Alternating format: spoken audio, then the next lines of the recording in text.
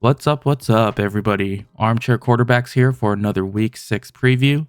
This time we've got My Chubb is Broken versus Cup My Team into Pieces. That is Manny versus Daniel. And currently, as the time of this recording is Wednesday night, almost 11 p.m. Manny currently has starting Matt Stafford, CeeDee Lamb, Calvin Ridley, Joe Mixon, Javonte Williams, TJ Hawkinson, Nico Collins, and Joshua Palmer. So, Shawn, how do you think Manny's week is going to look here so far? It's pretty interesting because they have several players that are kind of stacked against each other. Hmm? So they have pieces from a couple of the same games. Just looking at this Dallas and Chargers game here, so far it looks like it's the highest over under in terms of point totals for the week. So Manny has CeeDee Lamb, still kind of looking for that squeaky wheel game.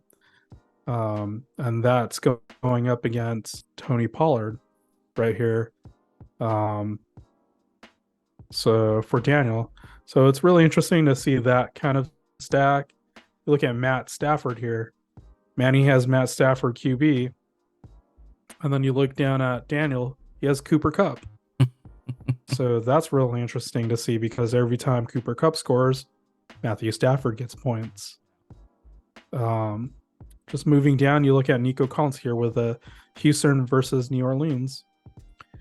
Manny has Nico Collins, and then Daniel has Chris Olave. So if that game goes into any sort of a shootout, then those two are the benefactor. And then just a round robin it here, Manny's decided to play Josh Palmer, also a piece of that Dallas and LA game. So it's really interesting to see the overlaps here. And funny enough, it's on the opposite teams for half of them. And then like Pollard and CeeDee Lamb, they have it on the same. So there's a possibility that if CeeDee Lamb goes off, it's a double negative for Tony Pollard. Yeah. So really interesting there. Yeah, and it definitely really shows pretty much like almost the accuracy, kind of how that split on the Yahoo projection. I mean, we don't like to listen to the Yahoo projections time and time again, but just seeing how those players are split, it's just funny, like seeing, oh man, this is going to be a very close matchup for sure. All right, so let's take a look at Daniel's team over here. So you already mentioned some of his players, but he's currently got Kirk Cousins, Chris Olave, Jerry Jeudy, James Cook, Zach Moss, George Kittle, Cooper Kupp, and Tony Pollard, as you mentioned as well. How are you liking Daniel's team? Do you think Jonathan Taylor is gonna start getting some more touches, and Zach Moss is gonna start seeing a little bit less? You would think they would have to, just for the fact that they paid him, so he's one of the highest paid running backs now at this point. So you think they would. At the same time, it's like Zach Moss has been playing so well. Yeah. What do you do? So I'm thinking that Indy actually makes it Jonathan Taylor's. You might see, I don't know, 60-40, where it's JT to Zach Moss. I've seen other podcast guys. I think the CBS guys thought it would be like 80-20. Jonathan Taylor? Yeah, everything in favor of Jonathan Taylor. So realistically, it's just a wait and see at this point. See what they want to do over there. Yeah. The interesting thing here is James Cook here with Buffalo, which kind of makes me sad because I think that this is going to be a blowout. Which means less points for my Stephon Diggs, and my Josh Allen stack. But this also means for Daniel, it's a good thing because James Cook, if this is a blowout, James Cook's going to be getting all the rushing, all the work just to kill clock. So this game could be over pretty fast. Yeah, and it's also a bounce back game for him because he obviously didn't play well in the last game. Looking at his stat line from the last game, he had 5 rushing attempts for -4 yards, 3 receptions for 25 yards. I mean, the receptions, it's there, but the rushing efficiency wasn't so great, wasn't so hot. And the Giants, another defense that's kind of banged up right now. So I think this is a bounce back game for him too. So yeah, easily a bounce back game. Mhm. I think he'll get all the work. George Kittle going up against Cleveland.